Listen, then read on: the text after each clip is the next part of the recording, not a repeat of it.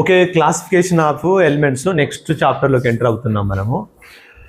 Same ఇక్కడ చెప్పుకున్న మొత్తం టాపిక్ అంతా ఉన్నట్టుగా 95% ఆల్మోస్ట్ 95 కాకపోయినా ఒక 80-90% ఈ సిలబస్ అంతా మళ్ళీ ఇంటర్ ఫస్ట్ ఇయర్లో రిపీట్ అవుతుంది. మీరు ఈ చాప్టర్ అక్కడ వింటుంటే మొత్తము మీకు తెలిసిందే విన్నట్టుగా చాలా ఈజీగా అనిపిస్తుంది. అక్కడ మంచి పెద్ద చాప్టర్, చాలా ఇంపార్టెంట్ చాప్టరే. So periodic table, classification of elements, ఈ చాప్టర్లో సింపుల్గా కొన్ని ఇంట్రడక్షన్లోకి వెళ్ళిపోదాం. క్లాసిఫికేషన్, అసలు ఫస్ట్ క్లాసిఫికేషన్ అంటే మీనింగ్ తెలుసుకోవాలి. క్లాసిఫికేషన్ అంటే తెలిసే ఎవరికైనా క్లాసిఫైడ్ ఏమంటారు? డివైడ్ చేయడం. Some example, in our morning assembly we are a one group, just we calling as school students. But after assembly, we are classified into 5 classes. According to your age or your knowledge, these are 10th class students. These are 6th class students. 6th class, 10th class. So class means there are classified. The students, all the students are classified into different classes. So different classes ga manamu చెప్తే అంటే ఒక గ్రూప్గా చేస్తే, ఆ గ్రూప్ని అలా గ్రూప్గా separate చేస్తే, డివైడ్ చేస్తే దాన్ని ఏమంటాం మనం? క్లాసిఫైడ్ అంటాం. So classification of elements chapter పేరులోనే క్లాసిఫికేషన్ ఆఫ్ ఎలిమెంట్స్ అని ఉంది. సో క్లాసిఫికేషన్ అంటే ఇక్కడ మీనింగ్ ఏంటి? సో మెనీ ఆఫ్ ఎలిమెంట్స్ ఉన్నాయి. So still now 118 elements discover చేశారు. లాస్ట్ 118. సో ఇన్ని ఎలిమెంట్స్లో వీటిని మనం క్లాసిఫై చేసాం. డిఫరెంట్ క్లాసిఫికేషన్స్ ఉన్నాయి ఇక్కడ. వై వీఆర్ క్లాసిఫై, ఫస్ట్ మనం ఎందుకు క్లాసిఫై చేసామనే తెలియాలి. మీరు చెప్పండి, మిమ్మల్ని అందరినీ క్లాసిఫై చేయకోకుండా అలా గ్రూప్గా అందరిని ఒక దగ్గర కూర్చోబెట్టి అన్ని క్లాసెస్ లెసన్స్ అన్ని చెప్పుకుంటూ పోతే దాని వాట్ హ్యాపీ ఏమవుతుంది? నీకు చెప్పేది ఇదంతా నాకేది చెప్తారని మీరు అంటారు. 6th క్లాస్ వాళ్ళు ఏమో ఇదే మాకు అర్థం కావట్లేదు వాళ్ళు అంటారు. మాకైతే అటు అర్థమైనట్లేదు. అంటే some problems we can face without classify.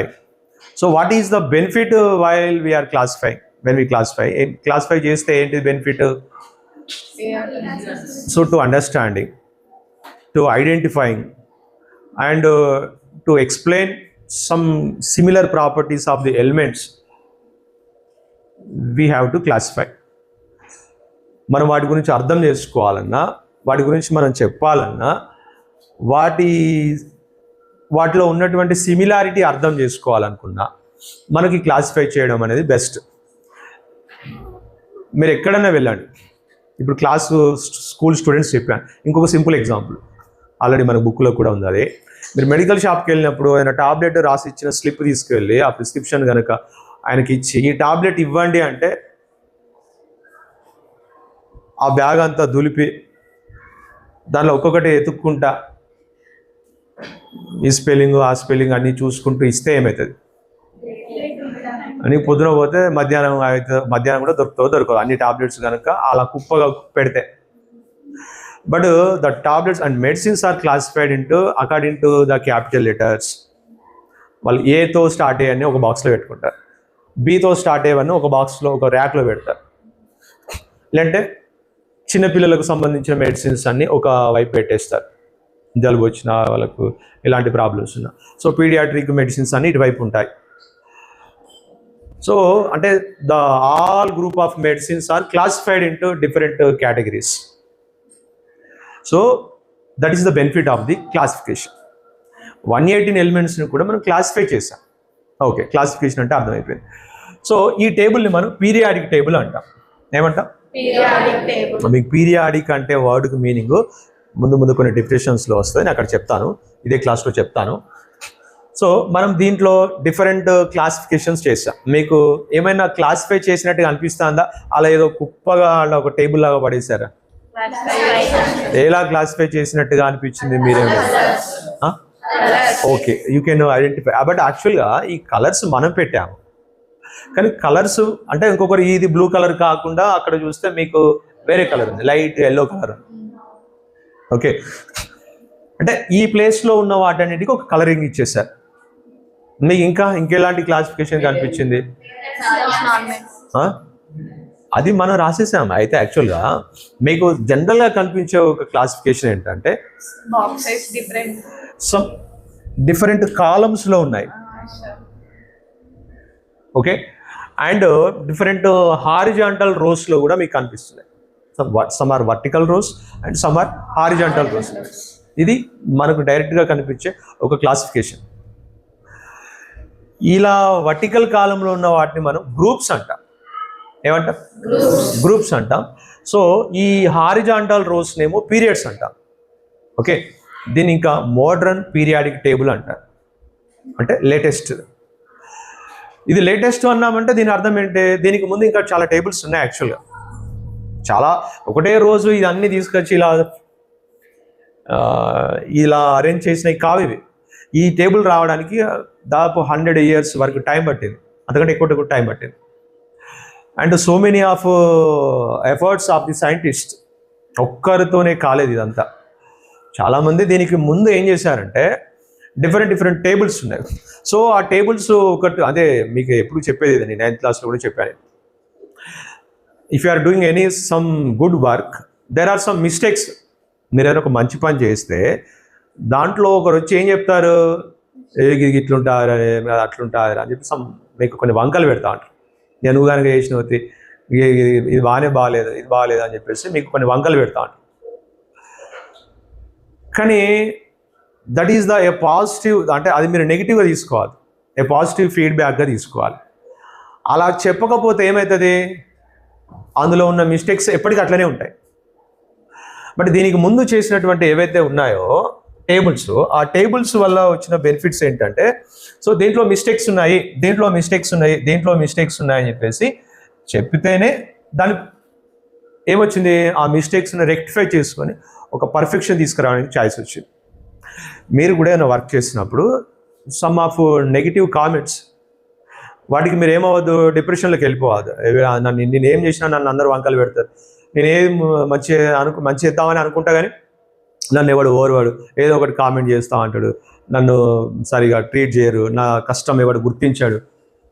ఎంత మంచిగా చేద్దామని అనుకున్నా కూడా నెగిటివ్గానే తీసుకుంటారు తప్పించి ఇది ఏముండదు అని చెప్పేసి అలా తీసుకోవద్దు. ఓకే, వాళ్ళు చెప్పిన దాంట్లో నిజంగానే అది కరెక్టే, వాళ్ళు చెప్పడం కరెక్ట్గా చెప్పలేకపోవచ్చు, కానీ అది నిజంగానే మిస్టేకే కదా అని చెప్పేసి మనం ఏం చేసుకోవాలి, మన లైఫ్లో ఉన్న వాటిని కానీ మనం చేసే పనులలో ఉన్న వాటిని కానీ ఏం చేయాలి, దాన్ని రెక్టిఫై చేసుకోవాలి. అర్థమైందా? కొన్ని రెక్టిఫై చేసుకోలేని ఉంటాయి, వాటి గురించి పట్టించుకోవద్దు. మెయిన్గా ఇప్పుడు మీ యంగ్ జనరేషన్లో మీరు చేసేది ఏంటంటే, నువ్వు బక్కగా ఉన్నావు, నువ్వు పొట్టిగా ఉన్నావు, నువ్వు లావు ఉన్నావు, నువ్వు నల్లగా ఉన్నావు, నీకు అప్పుడే ఇంటికలు తెల్లబడ్డాయి, నువ్వు నవ్వుతే మంచిగా ఉండవు, లేదంటే సమ్ డిఫెక్ట్స్ చూపిస్తూ ఉంటారు. ఇక వీటిని పట్టుకొని బాగా డిప్రెషన్లోకి వెళ్ళిపోతారు. అర్థమైందా? ఇవి నువ్వు మార్చలేనిది, అవునా కదా? నీ కలర్ నువ్వు చేంజ్ చేయలేవు, నీ హైట్ చేంజ్ చేయలేవు. ఇలా చేంజ్ చేయలేని వాటి గురించి మీరు ఆలోచించి మీరు టైం వేస్ట్ చేసుకోవాలి. అలాంటి వాటిని పట్టించుకోవాలి. ఫస్ట్ మిమ్మల్ని అక్కడే అణిచి ఉంచడం కోసము మీకు అలాంటివి వస్తూ ఉంటాయి, కానీ వాటిని పట్టించుకోవాలి. మీరు మంచి పని చేసినప్పుడు వచ్చే కామెంట్స్ని మాత్రం ఖచ్చితంగా రిసీవ్ చేసుకోవాలి. సో ఇక్కడ కొంత హిస్టరీలోకి వెళ్ళిపోదాము, వీటిని ఫాస్ట్గా వేసుకుంటూ వెళ్ళిపోతాను. ఏమైంది, ఫస్ట్ ఈ టేబుల్స్, ఈ ఎలిమెంట్స్ని క్లాసిఫై చేయడానికి ఫస్ట్ ట్రై చేసింది ఎవరు అంటే డాబరీనర్. ఏం పేరు ఆయన పేరు? సో దీంట్లో మీరే జస్ట్ ఒక 2 పాయింట్స్ అట్లా గుర్తుపెట్టుకోవాలి. ఏంటంటే తను ఏం చెప్పాడంటే, అప్పటి వరకు ఉన్న కొన్ని ఎలిమెంట్స్, అప్పటికి 118 ఎలిమెంట్స్ లేవు. ఇటే చూడండి సరిపోతుంది. అప్పటికి 118 ఎలిమెంట్స్ లేవు. జస్ట్ ఉన్నటువంటి కొన్ని ఎలిమెంట్స్లో వాటిలో కొన్నిటిని ఏం చేశాడంటే ఇలా ఏబిసిడి గ్రూప్స్గా వాటిని క్లాసిఫై చేశాడు. సో దేన్ని బేస్ చేసుకుని ఇలా క్లాసిఫై చేశాడు అంటే, ఫస్ట్ ఎలిమెంట్ గ్రూపులో, ఈ ఏ గ్రూప్లో ఫస్ట్ ఎలిమెంట్గా లిథియం తీసుకున్నాడు, థర్డ్ ఎలిమెంట్గా పొటాషియం తీసుకున్నాడు. Okay, so middle element sodium ఎందుకు తీసుకున్నాడు అని అంటే, సో ఆయన ఏం చెప్పేశాడంటే, సో అప్పటికి ఆటమిక్ వెయిట్స్ గురించిన ఐడియా ఉంది సైంటిస్టులకి, ఆటమిక్ నెంబర్ గురించి లేదు. మీకు హిస్టరీ తెలుసుకుంటే ఆటమిక్ నెంబర్ చెప్పుకున్న తర్వాత మనం ఆటమిక్ వెయిట్ చెప్పుకుంటాం. కానీ యాక్చువల్గా అప్పటికి ఆటమిక్ వెయిట్ అంటే తెలుసు, కానీ ఆటమిక్ నెంబర్ అనే కాన్సెప్టే లేదు. ఓకేనా? సో ఆటమిక్ వెయిట్ అనేది మాత్రం ఐడియా ఉంది అప్పటికి. So lithium atomic weight 7, potassium atomic weight 38. Okay, ఇక మిడిల్లో సోడియం ఎందుకు ఉంది అంటే వాళ్ళు ఏం చేశారంటే దీన్ని ఇలా ఇది దేన్ని బేస్ చేసుకుని ఇలా అరేంజ్మెంట్ చేశారంటే first element atomic weight plus third element atomic weight 7 + 39 వాటి యావరేజ్ ఈక్వల్ టు 23. సో ఈ 23 దేనికి ఈక్వల్? సోడియం, అంటే మిడిల్లో ఉన్న దానికి ఈక్వల్ అన్నట్టు. సో ఇలా అరేంజ్మెంట్ చేశారంటే first element and third element average atomic weight is equal to the middle element atomic weight అని చెప్పేసి, సో దాన్ని బేస్ చేసుకొని ఈ అరేంజ్మెంట్ చేసుకుంటూ వెళ్ళిపోయారు. మీరు ఇప్పుడు దీంట్లో ఏది గుర్తుపెట్టుకోవద్దు, ఈ కాన్సెప్ట్ గుర్తుపెట్టుకోవాలి. ఏంటిదంటే దేన్ని బేస్ చేసుకొని ఈ అరేంజ్మెంట్ చేశాడు అంటే first and third element atomic weight average third element atomic వెయిట్కి ఈక్వల్గా ఉంటుంది, దాన్ని బేస్ చేసుకొని చేశాడు. ఇక మీరు దీంట్లో ఏం గుర్తుపెట్టుకోవాలంటే ఎక్కువగా అడిగేది అయితే ఇదే వీటి ట్రయాడ్స్ అంటారు. ట్రై అంటే 3 అని తెలుసు కదా మీకు. సో ఈ మూడింటిని కలిపి ట్రయాడ్, ఇవి మూడింటిని కలిపి ఇంకొక ట్రయాడ్. సో మిమ్మల్ని అడిగేది ఏంటంటే ఎక్కువ దీంట్లో అడిగేది ఏంటంటే ఒకటి పార్ట్ బి అడుగుతాడు, ఇక అంత మించి ఏం లేదు. Identify the Dabur in triad అని చెప్పేసి ఒక 4 ఆప్షన్స్ ఇస్తాడు. దాంట్లో ఒక ఆప్షన్ ఏముంటుంది? కరెక్ట్ ట్రయాడ్ ఉంటుంది. ఓకేనా? సో మీకు ఎక్కువ కరెక్ట్ ట్రయాడ్లో ఇచ్చే ఆప్షన్లో ఏవి కనిపిస్తాయి? ఇది ఇచ్చిన కరెక్టే, ఇది ఇచ్చిన కరెక్టే, ఇది ఇచ్చిన కరెక్టే. బట్ అంత ఎక్కువ అడగకపోవచ్చు. దాదాపుగా అయితే 7th అండ్ సరిగ్గా మీకు ఆటమిక్ వెయిట్ అవసరం లేదు, లిథియం సోడియం పొటాషియం. ఓకేనా? సో వాటిని బేస్ చేసుకునే మనం ఇప్పుడు ఏం చేస్తామంటే ఇప్పుడు ఇక్కడ ఇంకోటి ఏంటంటే ఈ మూడింటికి సిమిలర్ ప్రాపర్టీస్ ఉంటాయి. సిమిలర్ ప్రాపర్టీస్ అంటే ఇక్కడ మీనింగ్ ఏంటిది? సిమిలర్ బిహేవియర్ ఉంటుంది, సేమ్ బిహేవియర్. ఇది ఎలా బిహేవ్ చేస్తుందో ఇది కూడా అలానే, ఇది కూడా అలానే సిమిలర్గా ఉంటాయి ప్రాపర్టీస్ అన్నట్టు. సో ఈ క్లాసిఫికేషన్ ఇప్పుడు రాంగ్ యాక్చువల్గా. అంటే దీంట్లో చాలా మిస్టేక్స్ ఉన్నాయి. ఈ కాన్సెప్ట్ ఓకే, అంటే వీటన్నిటికి సిమిలర్ ప్రాపర్టీస్ ఉంటాయి, అది కరెక్టే. కానీ ఇంకా ఎలిమెంట్స్ వచ్చిన తర్వాత ఆ ఎలిమెంట్స్ని ఇలా అరేంజ్ చేయలేకపోయాం అన్నట్టు. తర్వాత అప్పటి వరకు ఉన్న వాటిల్లో అయితే ఇది బెస్ట్. కాబట్టి ఇప్పుడు ఏం చేస్తామంటే మిగతా ఎలిమెంట్స్ అన్నిటికీ ఇది సూటబుల్గా లేదు, కాబట్టి దీన్ని మనం ఇప్పుడు చేంజ్ చేయాల్సిన పరిస్థితి వచ్చింది. Okay, so Dabur in triad అనేది మనల్ని ఇక్కడ పార్ట్ బి మాత్రమే అడుగుతాడు. సో ఇక్కడ ఇవి సిమిలర్ ప్రాపర్టీస్ ఉంటాయనేది నిజమే అని అన్నాను కదా. ఒకసారి మీరు అక్కడ మీ టెక్స్ట్ బుక్లో కూడా మీరు చూసుకోవచ్చు. పీరియాడిక్ టేబుల్ ఉంది కదా, టెక్స్ట్ బుక్లో పీరియాడిక్ టేబుల్ ఉందా? ఉంటుంది, ఎక్కడో ఒక దగ్గర ఏదో పేజీలో ఉంటుంది, ఒకసారి మీరు చూసుకోండి. రైట్. సో ఇక్కడ మీరు అబ్జర్వ్ చేస్తే లిథియము సోడియము పొటాషియం ఈ ఫస్ట్ గ్రూప్లో చూడండి. లిథియం సోడియం పొటాషియం ఈ మూడు ఎక్కడున్నాయి? సేమ్ గ్రూప్లో ఉన్నాయి. ఓకేనా? సో ఇవి సేమ్ గ్రూప్లో ఉన్నాయనడానికి దానికి ఒక ఫస్ట్ స్టెప్ వేసింది ఎవరు? Dabur in triad. అంటే ఈ టేబుల్ డైరెక్ట్గా ఇదే టేబుల్ రాలేదు, దీనికి ముందున్న టేబుల్ని బేస్ చేసుకొని టేబుల్ తయారు చేశారు, దానికి ముందున్న టేబుల్ని బేస్ చేసుకొని దీనికి ముందున్న తయారు చేశారు. సో ఇది డాబర్ ఇన్ ట్రయాడ్ సంబంధించి. నెక్స్ట్ న్యూలాండ్ అనే సైంటిస్ట్, ఇంకొక న్యూ సైంటిస్ట్ వచ్చాడు. ఏం పేరు ఆయన పేరు? న్యూలాండ్. ఈయన ఏం చెప్పాడంటే, సో దాంట్లో అది అంతకంటే ఇంకేం గుర్తుపెట్టుకోవాలి. దీంట్లో కూడా ఎక్కువ గుర్తుపెట్టుకునేది ఏం లేదు, అంత పెద్ద అవసరం కూడా లేదు యాక్చువల్గా. న్యూలాండ్స్ అనేటువంటి సైంటిస్ట్ ఏం చెప్పాడంటే first element and then business next 8th element. Okay, element number 1 element number 8 ఇవి సిమిలర్ ప్రాపర్టీస్ ఉంటాయి. అంటే ఆఫ్టర్ 8th ఎలిమెంట్ 7 నోట్స్ తర్వాత, ఓకే, దానికి మనం ఇంకా 7 యాడ్ చేస్తే 15, దానికి ఇంకా 7 యాడ్ చేస్తే 22. సో ఈ బేస్ చేసుకొని అంటే ఫస్ట్ ఎలిమెంట్ దాని తర్వాత వచ్చే 8th ఎలిమెంట్ 7 యాడ్ చేస్తే వచ్చేది 8 కదా. సో అలా యాడ్ చేసుకుంటూ వెళ్ళిపోతే వచ్చే ఎలిమెంట్స్ అన్నీ కూడా సిమిలర్ ప్రాపర్టీస్ ఉంటాయని చెప్పేసి అన్నాడు.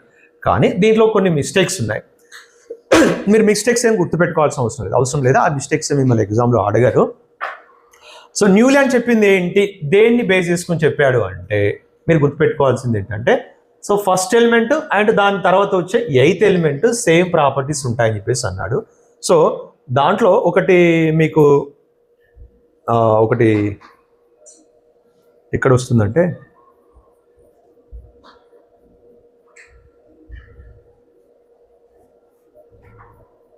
డాబర్ ఇనర్ లిమిటేషన్స్ ఉంటాయి, ఆయన చెప్పలేని విషయాలు ఉంటాయి, అదే మీరు గుర్తుపెట్టుకోకండి, అవసరం లేదు.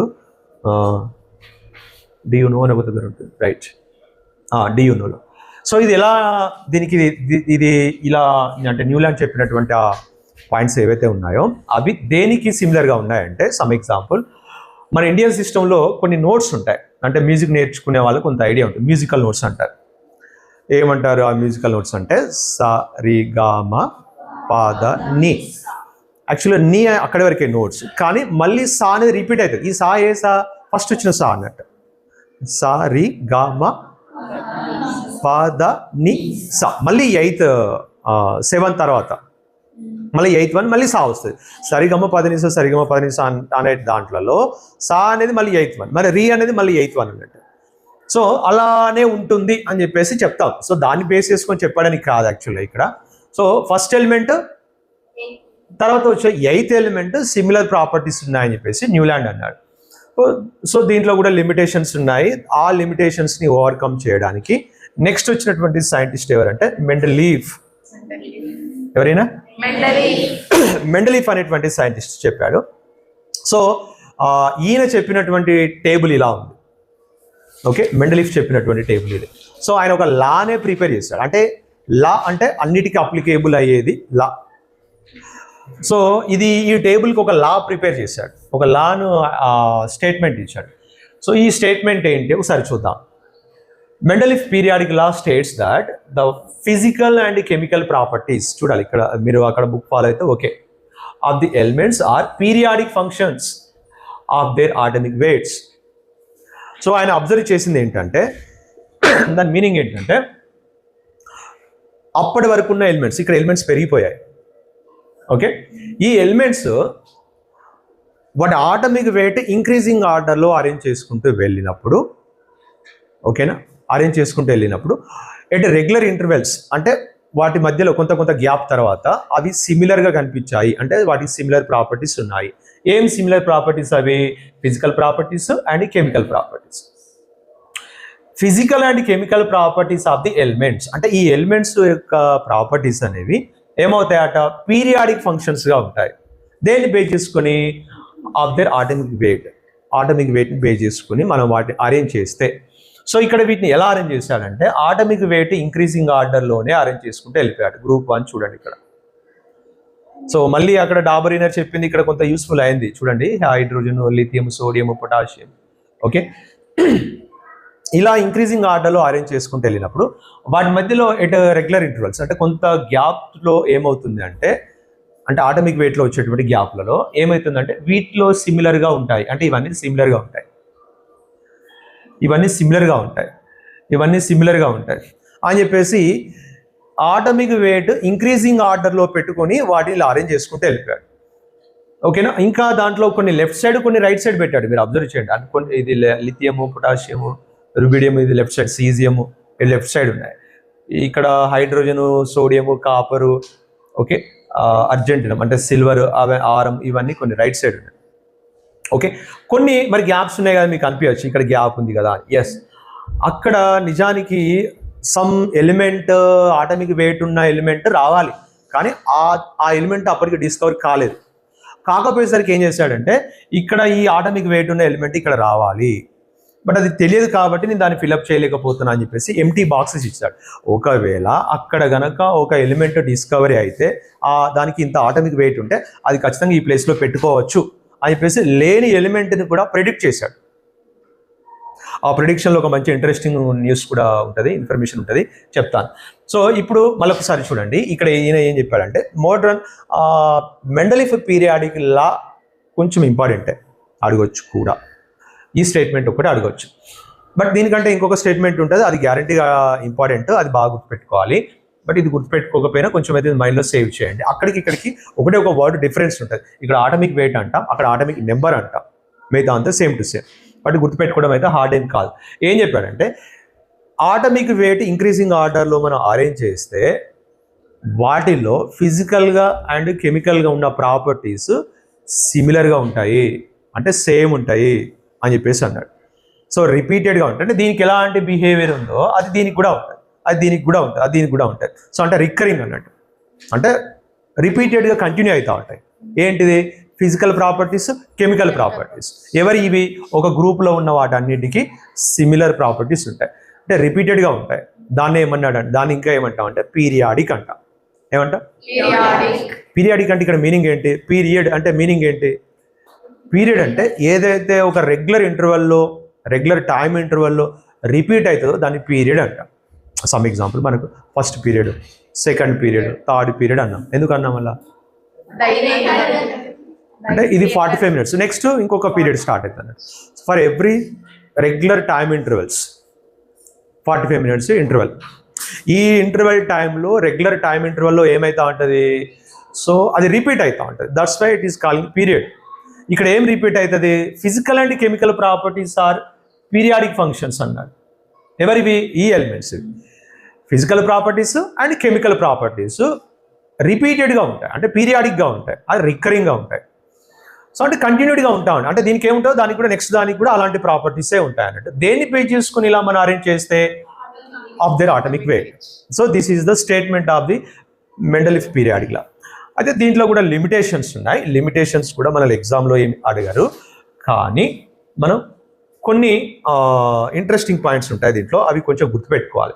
ఏం గుర్తుపెట్టుకోవాలి అంటే దీనిలో కూడా కొన్ని తన ఈ స్టేట్మెంట్లో ఉన్నటువంటి కొన్ని ఇంపార్టెంట్ ఫీచర్స్ గ్రూప్స్గా పెట్టాడు, పీరియడ్స్గా పెట్టాడు, అండ్ సబ్ గ్రూప్స్ కూడా ఉన్నాయని చెప్పేసి అదే అంత అవసరం లేదు మీకు ఇక్కడ.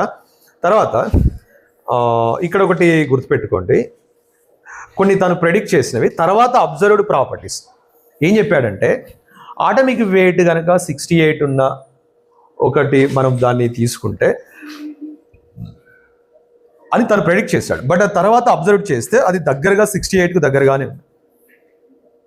ఓకే, 69.72. తను ప్రెడిక్ట్ చేసింది ఏంటి? 68 ఉంటుంది ఈ ప్లేస్లో అని చెప్పేసి అన్నాడు. అక్కడ ఆ ప్లేస్లో ఎలిమెంట్ అప్పటికి ఏది తెలియదు కాబట్టి దాని పేరు రాయలేక ఇంత ఆటమిక్ వెయిట్ ఉన్నది ఈ ప్లేస్లో పెట్టవచ్చు అని చెప్పేసి అన్నాడు. అలా 68 ఉన్న దానికి మనం పెట్టిన పేరు ఏంటంటే, ఆ పేర్ల గురించి ఒక టేబుల్ ఉంది చెప్తాను చూడండి. దానికి నిజానికి 69 వచ్చింది. 72 ఉంటుందని చెప్పేసి ఎకా సిలికాన్కి అనుకున్నాడు. బట్ అంటే తను పేరు పెట్టాడు. ఏమని పేరు పెట్టాడంటే దానికి ఎకా అల్యూమినియం అని చెప్పేసి పేరు పెట్టాడు. ఓకే, ఎకా అల్యూమినియం అని చెప్పేసి ఒక పేరు పెట్టాడు. దానికి రైట్ ఇక్కడ చూడండి 68 బ్లాంక్ ఇచ్చాడు చూడండి. ఓకేనా, అల్యూమినియం తర్వాత ఉన్నటువంటిది ఇక్కడ థర్డ్ గ్రూప్లో చూడండి. అల్యూమినియం తర్వాత 68లో ఒకటి పెట్టాడు. సో దీనికి ఆయన ఒక పేరు కూడా పెట్టేశాడు. అదేంటో అప్పటికి ఎలిమెంట్ తెలియదు కాబట్టి దానికి ఒక పేరు పెట్టేశాడు. ఏమని? ఎకా అల్యూమినియం అని చెప్పేసి. తర్వాత ఇంకోటి జెర్మేనియం కూడా ఉంది. ఎక్కడ ఉంది అది? ఎకా సిలికాన్ అని పేరు పెట్టేశాడు. ఎకా సిలికాన్ ఎక్కడ ఉందమ్మా? రైట్, ఇగో ఇక్కడ చూడండి సిలికాన్ 72. ఇక్కడ కూడా గ్యాప్ ఇచ్చేసాడు. ఓకేనా, ఇక్కడ కూడా గ్యాప్ ఇచ్చేసాడు, బట్ దాని గురించి చెప్పలేదు. కానీ ఈ రెండింటి గురించి అయితే చెప్పేశాడు. ఏమని? ఎకా అల్యూమినియం పేరు పెట్టేశాడు, ఎకా సిలికాన్ అని పేరు పెట్టేశాడు. బట్ ఆఫ్టర్ డిస్కవరింగ్ తర్వాత మనం పెట్టిన అసలు పేరు ఏంటంటే జెర్మేనియం. ఏమని పెట్టాం? మీరు ఒకసారి చూసుకోండి. అల్యూమినియం అని మీకు అసలు పీరియాడిక్ టేబుల్ చూడండి. అసలు పీరియాడిక్ టేబుల్ తీయండి మళ్ళొకసారి. అల్యూమినియం రైట్ సైడ్ ఉంటుంది చూడండి. రైట్ సైడ్ పైన ఏఎల్ ఉందని చూసారా? బోరాన్ కింద ఏఎల్ ఉందా? 13th నెంబర్ పైన రైట్ సైడ్ కనిపించిందా? ఆ బోరాను అల్యూమినియం దాని కింద ఏముంది చూడండి. ఏంటది? G A gallium. తర్వాత ఇండియం. ఎస్. సో ఇక్కడ మీరు అబ్జర్వ్ చేయండి. సారీ, నేను జెర్మేనియం చెప్పాను. ఎకా అల్యూమినియం అని ఏదైతే అన్నాడో నిజానికి దాని తర్వాత మనం పెట్టిన పేరేం పేరు అంటే గాలియం. సో యాక్చువల్గా తను ఏమైనా పేరు పెట్టాడు? ఎకా అల్యూమినియం అని పేరు పెట్టాడు. దాని ఆటమిక్ వెయిట్ నిజంగా ఎంత ఉంది? 69. కానీ తను ఎంత ఉంటుందని ఎక్స్పెక్ట్ చేశాడు? 68. తర్వాత సిలికాన్, ఎకా సిలికాన్ అని పేరు పెట్టాడు. ఆ ప్లేస్లో మనం డిస్కవర్ చేసింది ఏంటి తర్వాత అంటే జెర్మేనియం. దాని పక్క రోల్ అనేది చూడండి. అల్యూమినియం పక్కకున్న గ్రూప్లోనే చూడండి సిలికాన్ కింద మీకు జెర్మేనియం కూడా కనిపిస్తుంది. అంటే వాటన్నిటి సిమిలర్ ప్రాపర్టీస్ ఉంటాయి. ఎకా సిలికాన్ అని తను ఎక్స్పెక్ట్ చేసిన ఏదైతే పేరుందో నిజానికి దాని తర్వాత మనం పెట్టిన పేరు అది 1886లో దాన్ని డిస్కవర్ చేశారు. ఆల్మోస్ట్ ఆటమిక్ వెయిట్ కూడా సిమిలర్గా ఉంది. ఇలాంటివి ఇంకా ఏమి ఎక్స్పెక్ట్ చేశాడు? నాట్ ఓన్లీ ఆటమిక్ వెయిట్ కాదు, డెన్సిటీ కూడా ఎక్స్పెక్ట్ చేశాడు 5.9, తర్వాత అది 5.94 ఉంది, తర్వాత దీనికి 5.5 ఎక్స్పెక్ట్ చేస్తే 5.47 వచ్చింది. అండ్ అవి ఆక్సిజన్తో రియాక్ట్ అయినప్పుడు, ఇది ఒకటి ఇంపార్టెంట్ కూడా, ఇది కొంచెం మిమ్మల్ని ఎంట్రన్స్ ఎగ్జామ్స్లో అలా అడుగుతూ ఉంటారు. అవి ఆక్సిజన్తో రియాక్ట్ అయితే ఒకవేళ ఈ ఎకా అల్యూమినియం అని తానే ఎక్స్పెక్ట్ చేసినటువంటి ఎలిమెంట్ ఆక్సిజన్తో రియాక్ట్ అయితే ఇలాంటి ఫార్ములాతో ఉన్న ఒక ప్రోడక్ట్ వస్తుంది అని చెప్పేసి ఎక్స్పెక్ట్ చేశాడు.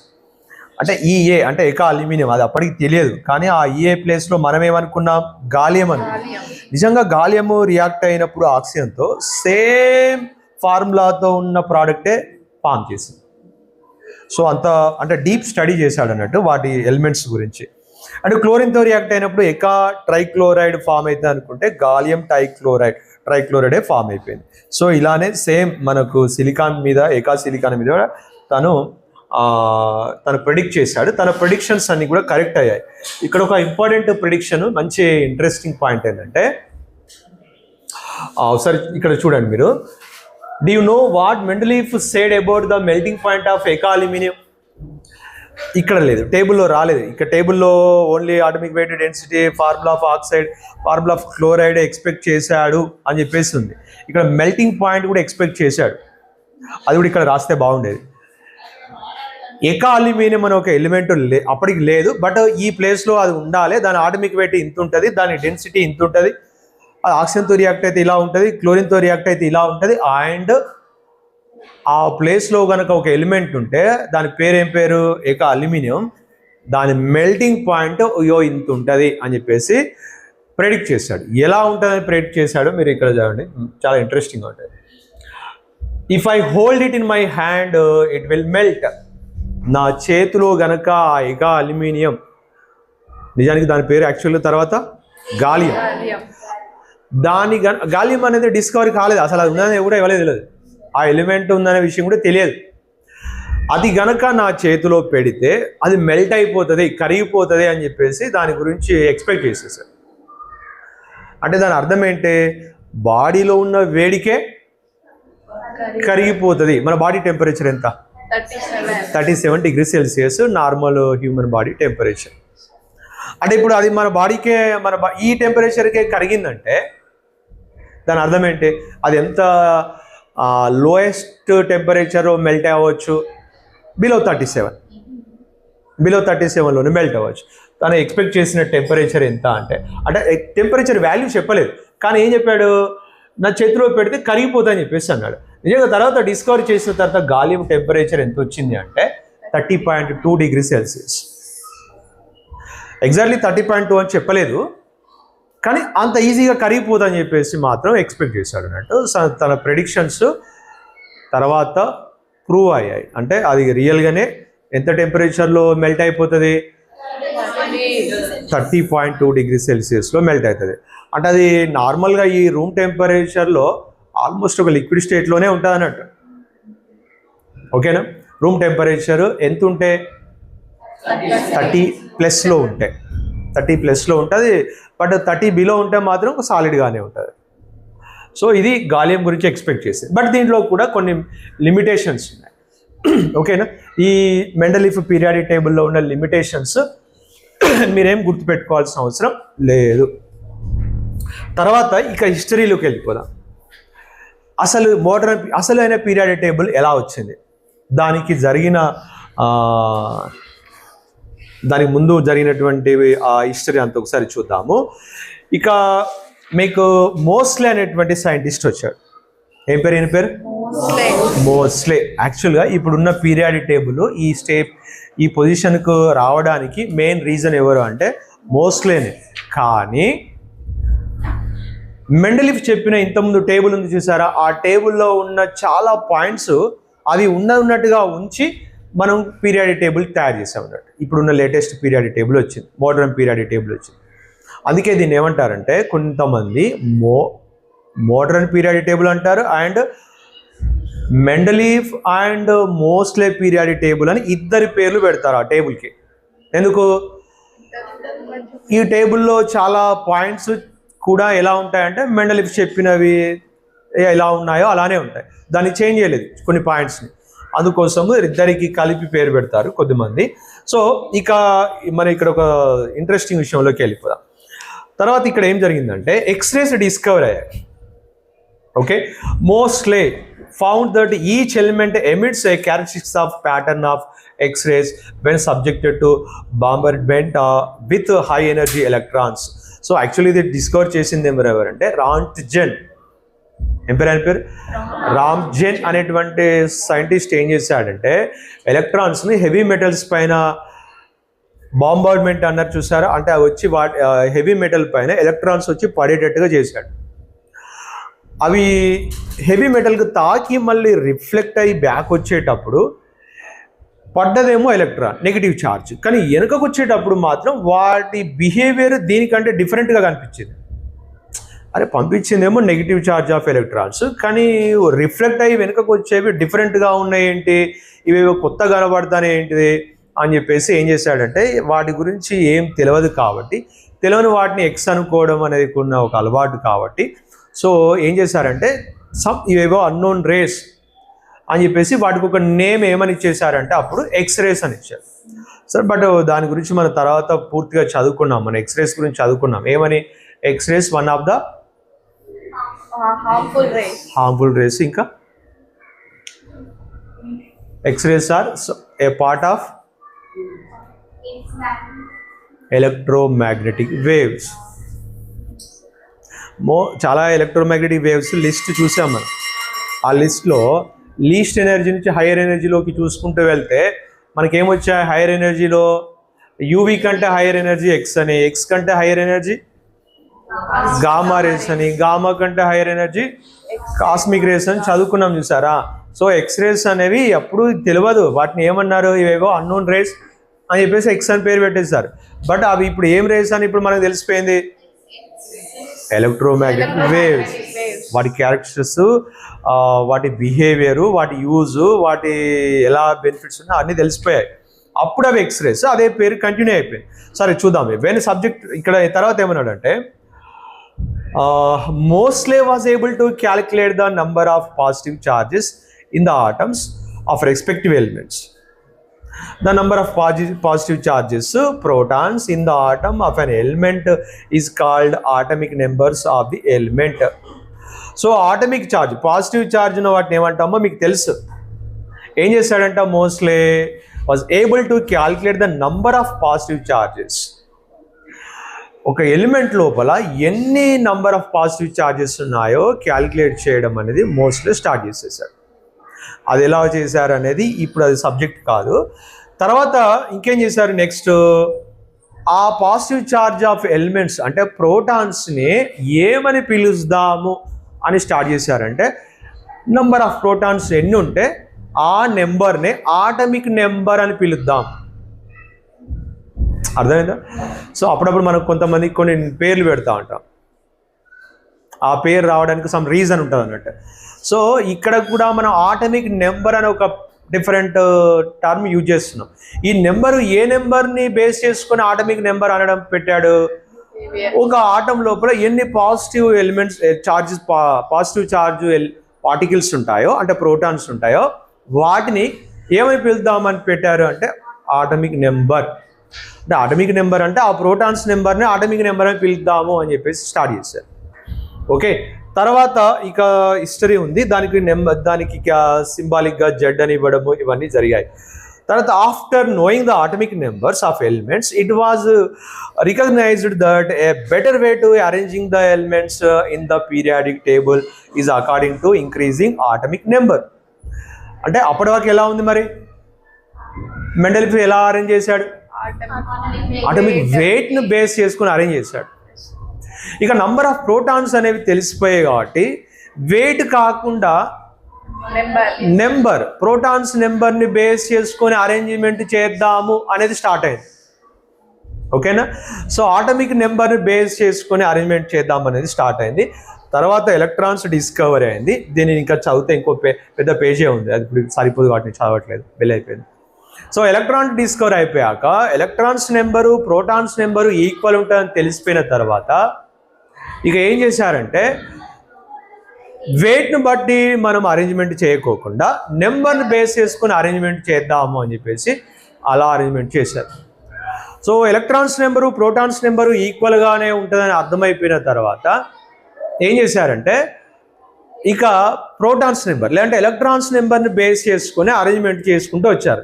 ఎలాంటి అరేంజ్మెంట్? ఇప్పుడు మనం చూస్తున్నటువంటి మోడర్న్ పీరియాడిక్ టేబుల్ మనం అదే ఫైనల్ అంటున్నాం కదా, ఆ అరేంజ్మెంట్ చేశారన్నట్టు. దేని బేస్ చేసుకుని? అది ఆటమిక్ నెంబర్ని, అంటే ఇండైరెక్ట్గా ప్రోటాన్స్ నెంబర్ని ఇంకా ఎలక్ట్రాన్స్ నెంబర్ని బేస్ చేసుకొని సో అరేంజ్మెంట్ చేశారు. అండ్ ఇంకా చెప్పాలంటే ఎలక్ట్రాన్స్ నెంబర్ని బేస్ చేసుకొని మరి ఆ నెంబర్తో మనం ఏమైనా రాస్తామా? ఎలక్ట్రాన్స్ నెంబర్ని బేస్ చేసుకొని మనం ఒక పని చేస్తాం. ఏంటది? ఎలక్ట్రానిక్ కాన్ఫిగరేషన్ రాస్తాం. ఎలక్ట్రాన్స్ నెంబర్ని బేస్ చేసుకుని రాయడం తర్వాత ఆ ఎలక్ట్రాన్స్ నెంబర్ని బేస్ చేసుకుని మనమేం రాస్తున్నాము? ఎలక్ట్రానిక్ కాన్ఫిగరేషన్ రాస్తున్నాం. ఓకేనా?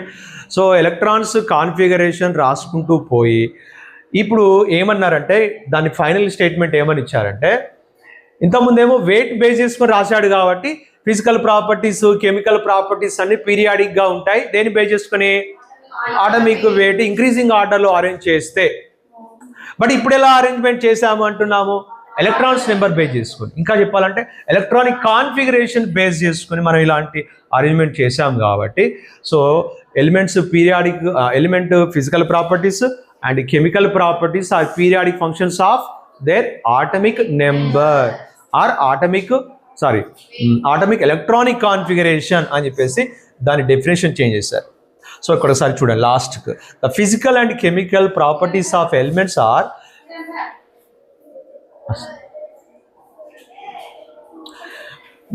physical and chemical properties of elements are periodic functions of the ఏముంది చూడండి లాస్ట్కు, electronic configuration of their atom. ఇంతకుముందు ఏముండే ఇక్కడ? ఆటమిక్ వెయిట్ ఉండే. దానికి ముందు ఏమని ఇచ్చారంటే periodic functions of their atomic numbers. ఇప్పుడు ఆటమిక్ నెంబర్ని బేస్ చేసుకుని ఏం రాస్తాం? ఎలక్ట్రానిక్ కాన్ఫిగరేషన్ రాస్తాం. కాబట్టి ఫైనల్ ఏం, సో ఇదైనా ఒకటే, తప్పేం కాదు. సో ఒక ఎలిమెంట్ ప్రాపర్టీస్ దేని మీద బేస్ చేసుకొని ఉంటాయి?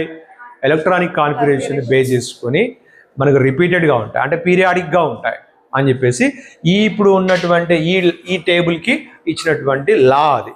దాని మోడర్న్ పీరియాడిక్ లా అంట. సో మెండెలిఫ్ లాలో ఆటమిక్ వెయిట్ ఉంటుంది, ఇక్కడేమో atomic number are electronic configuration అనే వర్డ్ ఉంటుంది. సో మిగతా స్టేట్మెంట్లో ఉన్న వర్డ్స్ అన్నీ సేమ్ టు సేమ్. సో ఇక దీంట్లోకి ఎంటర్ అయిపోదాం. నెక్స్ట్ క్లాస్లో మనం దీంట్లోకి ఎంటర్ అయిపోదాం. టేబుల్ గురించి పూర్తి క్లాసిఫికేషన్ చూద్దాం. Okay, right.